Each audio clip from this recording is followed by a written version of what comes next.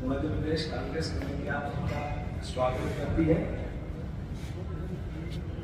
देश में 80% 71% किसान सेंट्रिक आबादी।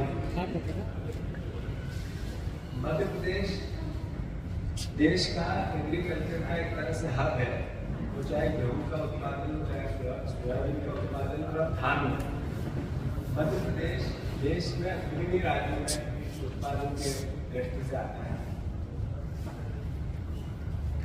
मध्य प्रदेश के पूर्व मुख्यमंत्री ने 1 लाख बात,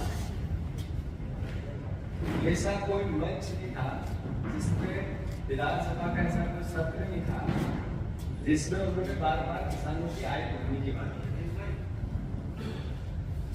मैंने भी कई बार वक्तव्य दिया विधानसभा में, जब विधायक था तब भी इस बात की मैंने बहुत ईमानदारी से स्वीकार किया है कि एक मुख्यमंत्री ये सोचता है कि किसानों की आय बढ़े,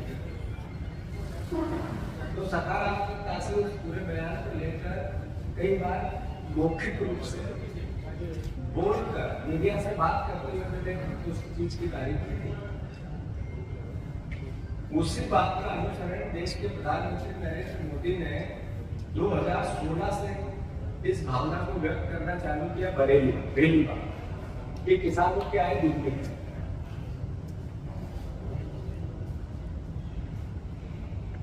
आज स्थिति है मध्य प्रदेश की, और ये अत्यंत की बात है। जो सरकारी एजेंसियां इस पूरे मापदंड को सूचकांक को निर्धारित करती है, उसके आधार पर बात है कि 27 रुपये पर किसानों की आमदनी है और लगभग 80,000 से 1 लाख रुपया पर किसान पे खर्चा है मध्य प्रदेश में। यही हालात देश के स्थिति यह है कि 10 साल बीजेपी की सरकार देश में और प्रतिशत साल 5 पंचवर्षीय योजनाओं से लगभग 1.5 साल का पीरियड छोड़ देते हैं। प्रदेश में भी भारतीय जनता पार्टी दोनों में देश के नेता ने और प्रदेश के नेता ने खुली आंखों से कैसे लोगों की आंखों में, किसानों की आंखों में धूल झोंकी जा सकती है, पूरी दृढ़ता से ये काम। अभी शिवराज जी ने भाषण किया लोकसभा में कृषि मंत्री बनने के बाद, तो उन्होंने कहा कि मैंने मध्य प्रदेश में किसानों की आय दुगनी कर।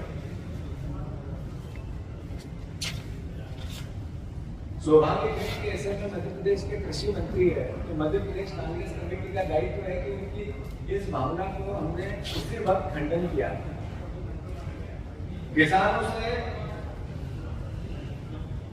लूट, मोदी जी का दोगुनी आमदनी का झूठ, किसानों की लूट, मोदी जी की दोगुनी आमदनी का झूठ उजागर हो। साथियों, 2023 में शिवराज जी ने लगातार चुनाव के दौरान, उससे पहले बार बार ये बात भावना व्यक्त की कि मैंने किसानों की आय दुगनी कर दी है।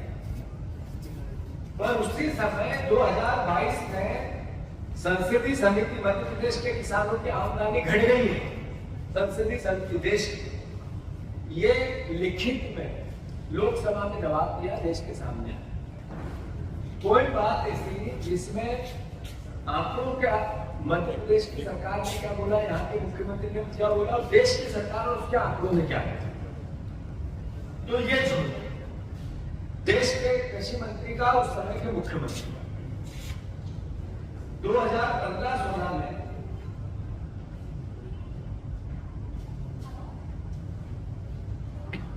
एक किसान की आय थी 9,740 रुपये, जो ये घटकर 2017-18 में 8,339 हुई, जब शिवराज जी देश के कृषि मंत्री बार-बार दोगुनी आय की बात, और वो आज तक सतत जंगे पैसा बढ़ रहा है। झूठ बोलते हैं, आवाज भारी रखते हैं,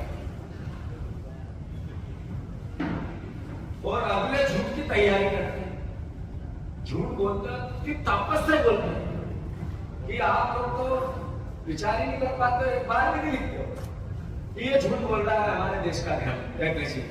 एक अखबार भी लिखता, एक पत्रकार, एक टीवी कभी नहीं बोलता है कि शिवराज सिंह चौहान झूठ बोल रहे हैं।